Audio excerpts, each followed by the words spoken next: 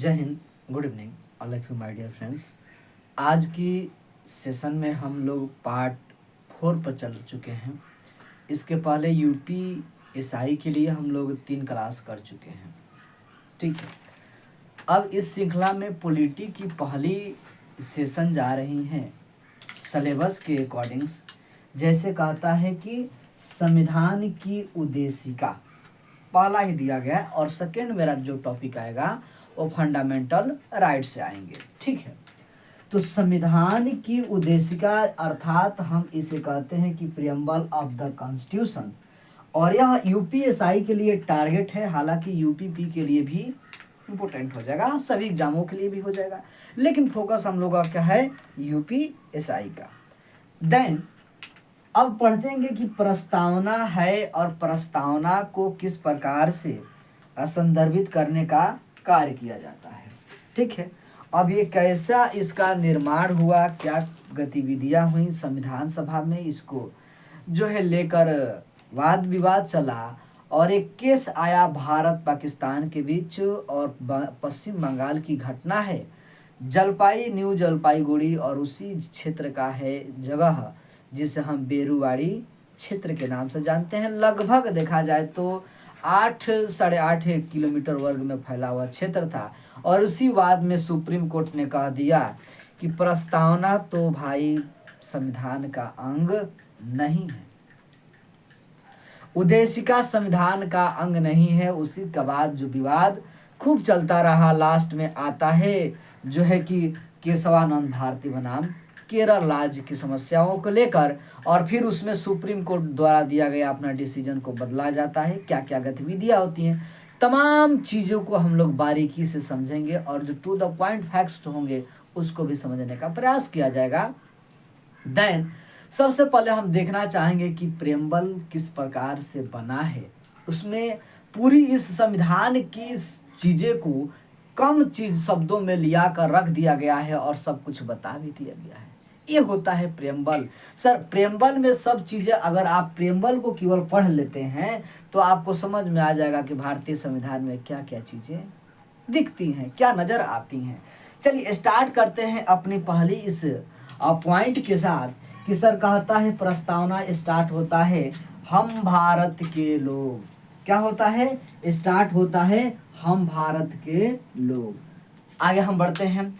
हम भारत के लोग भारत को एक संपूर्ण प्रभुत्व संपन्न समाजवादी पंथ निरपेक्ष लोकतांत्रिक गणराज्य बनाने के लिए तथा उसके समस्त नागरिकों को सामाजिक, आर्थिक, राजनीतिक, न्याय, विचार, अभिव्यक्ति, धर्म, विश्वास, धर्म और उपासना की स्वतंत्रता एंड कहता है प्रतिष्ठा और अवसर की समता प्राप्त कराने के लिए तथा उन सब में व्यक्ति की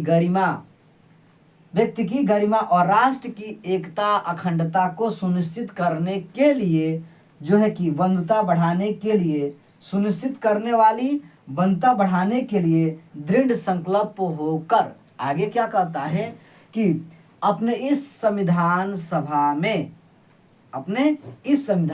में आज तारीख 26 नवंबर 1949 मिति मार्ग 6 शुक्ल सप्तमी एदत 6010 2006 संवत 2006 विक्रमी को एदत द्वारा इस संविधान को क्या करते हैं, तो अंगीकृत, अधिनियमित और आत्मर्पित करते हैं। यह है संविधान की प्रस्तावना, जिसे उद्देशिका कहते हैं। संविधान सभा की पहली बैठक होती है, आप सभी को अवगत होगा, 9 दिसंबर 1946 को। देखेंगे कि सर संविधान सभा और संविधान सभा की पहली फर्स्ट जो प्रथम बैठक होती है, वो प्रथम बैठक कब होती है, तो याद रहेगा आप सभी को कि होता है ये 9 दिसंबर की बात थी, और 1946 चल रहा था संविधान सभा की पहली बैठक में। और उसमें जो है कि अस्थाई अगर प्रेसिडेंट किसी को बनाया गया तो वो बनाया जाता है, अध्यक्षता करते हैं बिहार के लाल सच्चिदानंद सिन्हा जी, सच्चिदानंद सिन्हा जी। अब कंटेंट ज़्यादा है तो हम बोलकर ज़्यादा सुटेबल समझेंगे ताकि लिखा जाए, लिखने में ज़्यादा टाइम लगेगा एंड फिर कहेगा कि सर और जो है कि कंटेंट ज़्यादा है। तो हम देखेंगे टू द पॉइंट्स के साथ कि सर 9 दिसंबर की पहली बैठक होती है संविधान सभा की और सच्चिदानंद सिन्हा जी कर रहे थे। फिर होती है 11 दिसंबर की सेकेंड बैठक, 2 दिन के बाद 11 दिसंबर की सेकेंड बैठक होती है संविधान सभा की। और इसमें जो है कि डॉक्टर राजेंद्र बाबू को, डॉक्टर राजेंद्र प्रसाद जी को, ये भी बिहार सिवान जिला के जो है कि जीरादेई नामक स्थान से, और इनके थे अस्थाई अध्यक्ष नियुक्त कर दिया गया। फिर जब तीसरी संविधान सभा की बैठक हुई ना, तो देखा जाता है कि पंडित जवाहरलाल नेहरू के द्वारा इस संविधान सभा में यही उद्देशिका प्रस्ताव को पेश किया जाता है। कब? तो ये उद्देशिका प्रस्ताव को पेश किया जाता है, हम देखते हैं, इसे मिटाते हैं,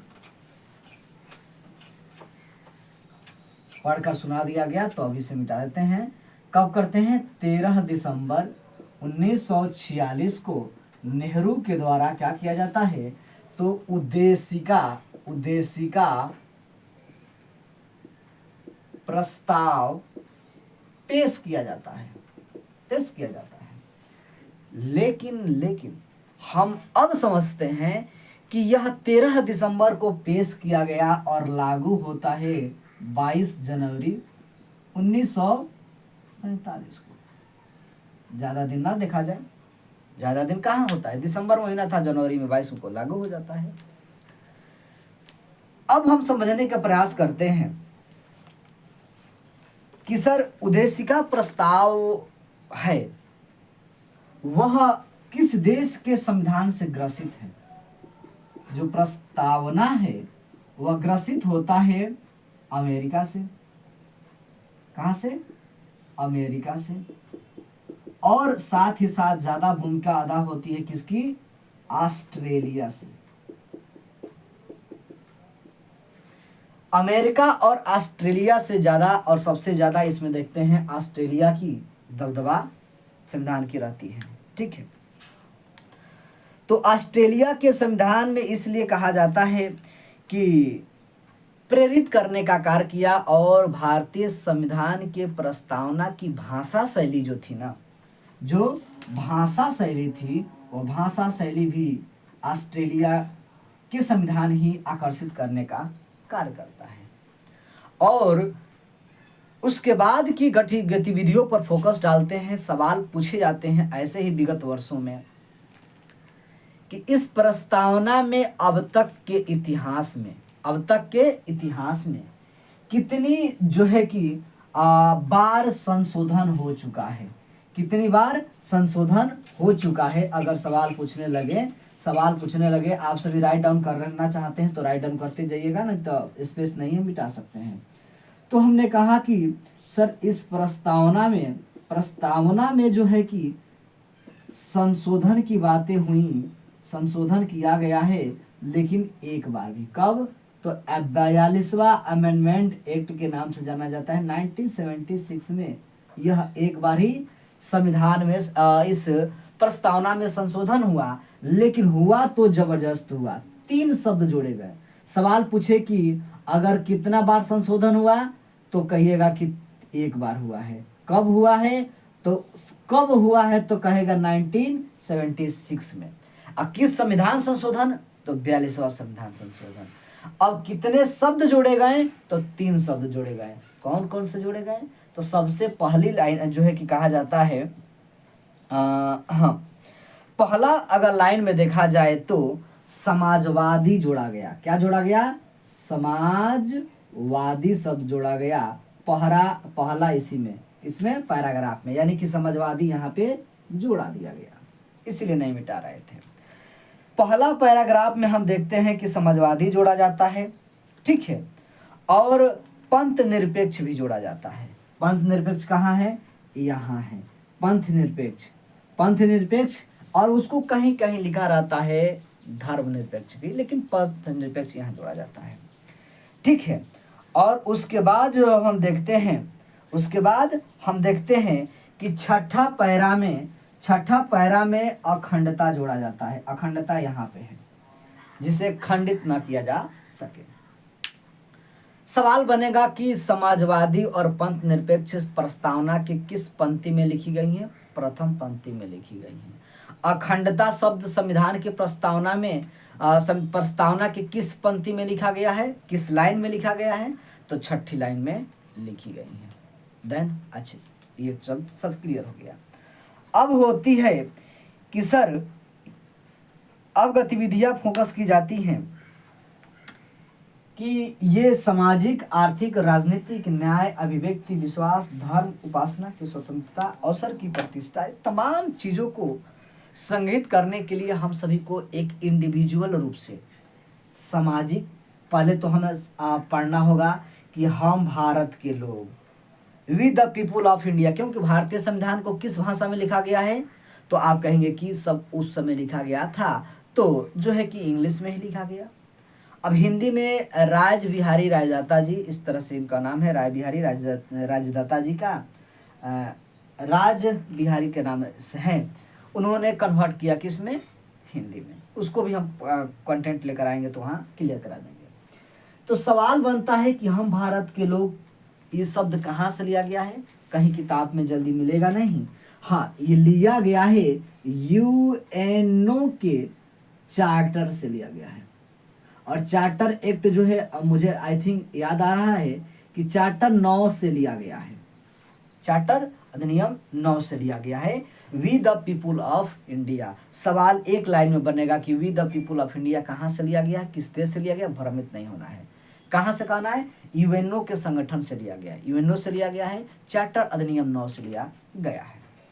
अब सवाल बनने लगा कि सर इस प्रकार की जो उद्देशिका प्रस्ताव थी, और उद्देशिका प्रस्ताव में हम लोग बारीकियों से पढ़ने का प्रयास करेंगे, ठीक है, कि उद्देशिका कैसे प्रारंभ होता है, कैसे क्या चीज़ें होती हैं, उसको देखने के लिए। लेकिन एक वाद आता है, इस वाद में उद्देशिका फोकस हो जाता है, तो उस वाद को हमें पढ़ना होगा, समझना होगा, थोड़ी सी बारीकियों को जानना होगा।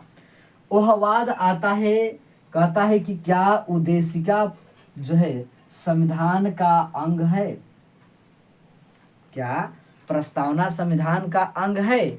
तो कहा जाता है 1948 के दौर में चल रहा था, केस आया था 1960 में। अब 1960 का दौर क्या है, लेकिन उसकी पहले कहानी को हम लोग जानना प्रारंभ करना चाहेंगे। यहाँ पे देखिएगा क्या होती हैं गतिविधियां। यहाँ पे क्या वाद होता है कि आप सभी ने रेंड क्लिफ का नाम सुने होंगे। रेंड क्लिफ का नाम सुने होंगे। हाँ सर, वही ना जिसने इंडिया और जो है कि पाक को बांटने का कार्य किया, सीमा निर्धारण किया रेंड क्लिफ ने। बात सही समझे हैं? और ये दौर चल रहा था 1947 का, ठीक है। 1947 में भारत और पाकिस्तान की बंटवारा हुई। अब उसमें जब बंटवारा लैंड ग्रिफ साहब ने किया तो पश्चिम बंगाल जो है कि सीमा साझा करता है पाकिस्तान के साथ। किस पाकिस्तान के साथ? तो सही है, उस समय पूर्वी पाकिस्तान का क्षेत्र हुआ करता था, ठीक है। तो जलपाईगुड़ी एक जगह था, जलपाईगुड़ी एक जगह का नाम था, जिला का नाम है। और वह जिला कहाँ है? तो कहिएगा कि WB में, वेस्ट बंगाल में, ठीक है।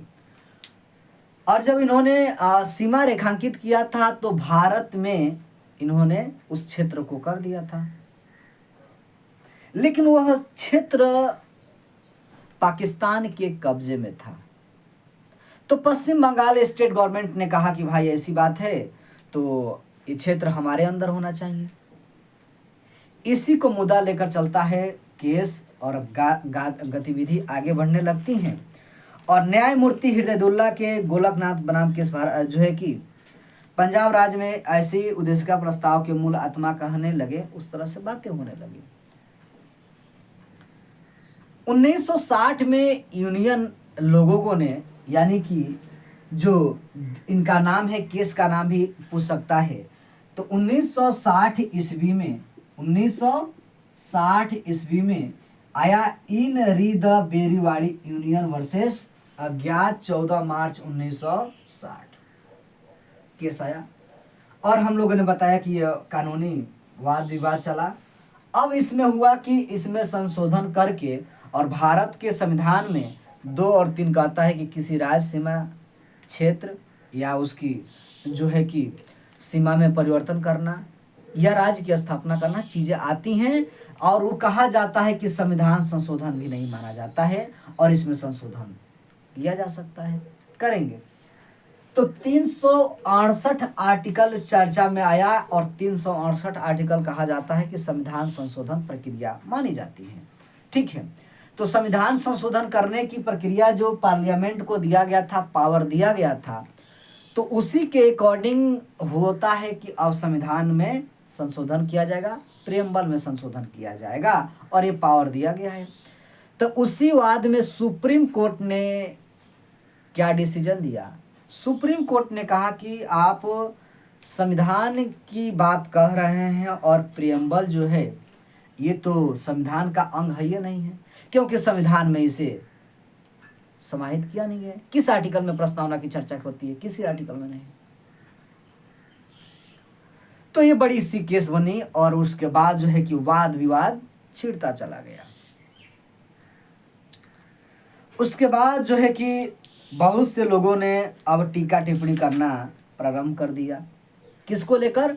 प्रस्तावना को लेकर। ठीक है, अब जो है कि प्रस्तावना को लेकर ये मूल ढांचा आने लगा। ये दौर आगे चलता गया और बना एक केस, केशवानंद भारती बनाम केरल राज्य। अभी मुद्दा चल ही रहा था और ये दौर चल रहा था 1973 का, केशवानंद भारती बनाम केरल राज्य। लेकिन उस समय सुप्रीम कोर्ट ने क्या किया? किस केस में? तो केशवानंद भारती वर्सेस केरल राज्य। अभी इसको हम पढ़ेंगे, अच्छी तरह से पढ़ेंगे, लेकिन जो मूल ढांचा है उसकी जो चीज़ें होती हैं उसको एनालिसिस कर लें और इसको क्रमबद्ध जो है शब्द के अनुसार हमें प्रस्तावना को पढ़ना है। हो सकता है कि 2 क्वेश्चन प्रस्तावना से आ सकते हैं, क्योंकि और भी चीज़ें हैं। तो केशवानंद भारती बनाम केरल राज्य 1973 में सुप्रीम कोर्ट अपना दिया गया फैसला को पलट देती हैं और कह देती हैं कि हाँ, प्रस्तावना संविधान का अंग है, बॉडी है और इसमें रहेगा, लेकिन आप जो है कि उसके मूल स्ट्रक्चर में संशोधन नहीं कर सकते हैं। ठीक है, मूल संशोधन में जो है मूल स्ट्रक्चर में उसकी संशोधन नहीं की जा सकती है। ठीक है, अब एक बात आई, एक प्रस्तावना के दार्शनिक कहे जाते हैं, प्रस्तावना को लेकर स्टेटमेंट दिया प्लेटो ने, ठीक ना। और उसी को आगे बढ़ाते हुए पंडित जवाहरलाल नेहरू ने प्रस्तावना को आत्मा कहा। किसने क्या कहा? तो अब यहाँ पे देखते हैं कि प्रस्तावना को आत्मा किसने कहा? प्रस्तावना को आत्मा किसने कहा? तो आता है कि पंडित नेहरू ने कहा। पंडित नेहरू ने कहा। केटी शाह का नाम आता है और कियम मुंशी का नाम आता है, और उन्होंने जो है कि संविधान की कुंजी कहा, अर्थात जो है कि कह सकते हैं कि जन्म कुंडली। तो प्रस्तावना को जन्म कुंडली कहने का श्रेय कियम मुंशी को जाता है। और कियम मुंशी की अगर पूरा फुल फॉर्म पूछ दे कि कियम मुंशी का मतलब क्या था, तो करमचंद्र मणिकलाल मुंशी उनका नाम होता है। उन्होंने प्रस्तावना को जन्म कुंडली कह के संबोधित करने लगे। ठीक है, आगे गतिविधियां हुई और कहा जाने लगा कि प्रेमबल जो है न्याय योग नहीं है। ठीक है, ये न्याय योग है नहीं है और वाद योग भी नहीं है। ठीक है, ये न्याय योग नहीं है और वाद योग नहीं है।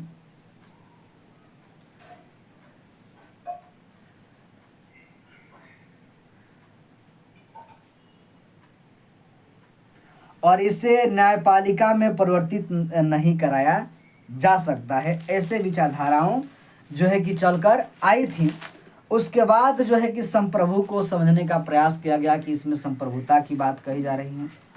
उसके बाद इसमें समाजवादी की बात की जा रही है, भारत में किस प्रकार से समाजवादी को जो है कि आगे किया गया, तमाम चीज़ें इसमें आती हैं। अब जो है कि बनकर बहुत चीज़ें इसमें समाहित हो जाती हैं, ठीक है, कि प्रस्तावना की जो शैली थी, प्रस्तावना की जो शैली थी, जैसे कि समाजवादी, पंथ निरपेक्ष, लोकतंत्रात्मक, गणराज, सामाजिक, आर्थिक, राजनीतिक, अभिव्यक्ति, विश्वास, धर्म, इसको समझना होगा कि धार्मिकता के मतलब क्या हो इसमें रख रहा है, समाजवाद का तात्पर्य इस प्रेम्बल क्या कहता है, इन तमाम चीज़ों को हमें देखने को मिलता है, ठीक है। तो अब जो है कि इसको लेकर चर्चा होने लगती है और चर्चा के परिणाम स्वरूप ये बनकर आते हैं कि प्रस्तावना को कहा जाने लगा कि ये सब कुछ है, अर्थात कहा जाने लगा कि प्रस्तावना संविधान के मूल अंग है। आप जिसे कह रहे थे कुछ नहीं है, यही तो मूल अंग है। तब होता है, हम लोगों ने देखा कि 42वां संविधान संशोधन होता है और 42वां संविधान संशोधन के तहत इसमें 3 शब्द जोड़े जाते हैं, ठीक है। एक तो समाजवादी शब्द जोड़े जाते हैं, एक समाजवादी शब्द जोड़े जाते हैं और दूसरा जो जोड़ा जाता है यहाँ समाजवादी, दूसरा पंथ निरपेक्ष, निरपेक्ष जोड़ा जाता है और तीसरा जो है अखंडता जोड़ा जाता है। कब? 42वां संविधान संशोधन 1976 में। अब हम लोग नेक्स्ट टॉपिक पढ़ेंगे इस प्रस्तावना के शब्दावली को लेकर। सबसे पहले पढ़ने का प्रयास करेंगे नेक्स्ट सेशन में सोवरेंटी, संप्रभुता क्या होती है, कि भाई सोवरेंटी का मतलब यही होता है, आशय होता है भारत न तो किसी अन्य देशों पर निर्भर रहेगा और है और नहीं रहेगा, नहीं किसी बात को मानने के लिए जो है कि बात मानने के लिए तैयार होगा, विवश होगा, ऐसे समझिए, ठीक है। अर्थात अपनी आंतरिक और बाह्य परिदृश्यों में देखते हुए, ठीक है, इसमें कोई दखल अंदाज नहीं कर सकता है, क्योंकि यह आंतरिक मामला हो, चाहे कुछ भी चीज़ें हो सकती हैं।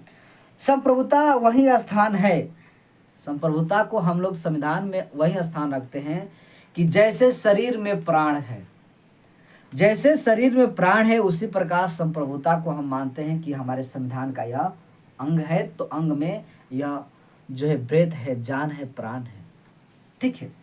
तो अब इस बार की सेशन हम लोग जब नेक्स्ट लेकर आ रहे हैं टॉपिक लेक्चर नंबर 5 में, संप्रभुता, हम भारत के लोग, संपूर्ण गणराज्य, राजनीतिक विश्वास, इस तमाम चीज़ों को, शब्दावलियों को पढ़ने का प्रयास करेंगे। उसके बाद MCQ क्वेश्चन करने के बाद सीधे टॉपिक 2 पर आएंगे, फंडामेंटल राइट्स। और ज़्यादा विद्वान भी नहीं बनना है, विगत वर्षों के क्वेश्चन को देखकर उसी के अकॉर्डिंग हम लोग को चलना है, ज़्यादा PhD करने की ज़रूरत नहीं, क्योंकि आपको बस सब इंस्पेक्टर बनना है। उन क्षेत्रों को गतिविधियों देखनी चाहिए जैसे कि मामले सामने आते हैं। तो आज के सेशन द एंड करते हैं, मिलते हैं नए सेशन में, तब तक के लिए टेक केयर, जय हिंद, आपका दिन शुभ हो, जीत वर्दी की पूरी हो।